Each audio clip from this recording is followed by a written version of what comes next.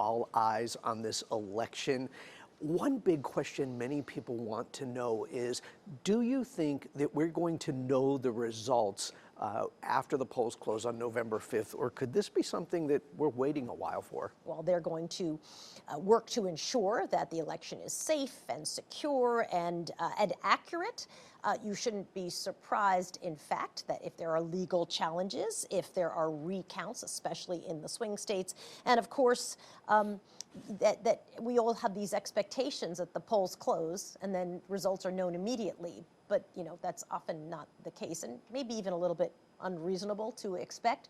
So I believe there will be some delays.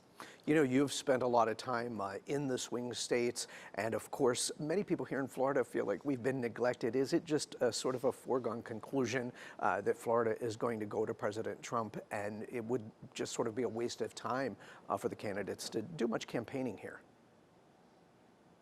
Yeah, you know, I think that that has been the sense of how Florida has gone, and so the candidates certainly have camped out in states like Pennsylvania, right, where the demographics of the Latino population are shifting so quickly in that state that depending on how Latinos vote, you could see a real impact. And so I think that Florida, where I live much of the time, we're pretty consistent as a state in how we vote.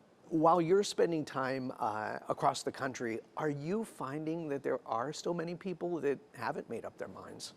Yeah, you know, it's interesting, and I've always sort of been confused by the undecideds, because I think there are undecideds who are truly undecided, which I've always found kind of hard to understand. And then I think there are undecideds who are actually just not quite saying. But I do think for the people who are on the fence, it's really smart at this moment in time, so close to the election, for them to say, hey, if you're undecided, here is my pitch to you. What do you think the biggest thing right now is for voters? Is there any one thing you think perhaps they're focusing on or interested in?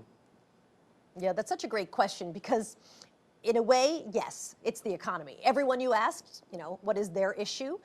It is the economy. You know, 1, 2, and 3. Economy, economy, economy. As we wait until November 5th to see who Americans feel are best suited to handle that. Dave Elias, NBC2.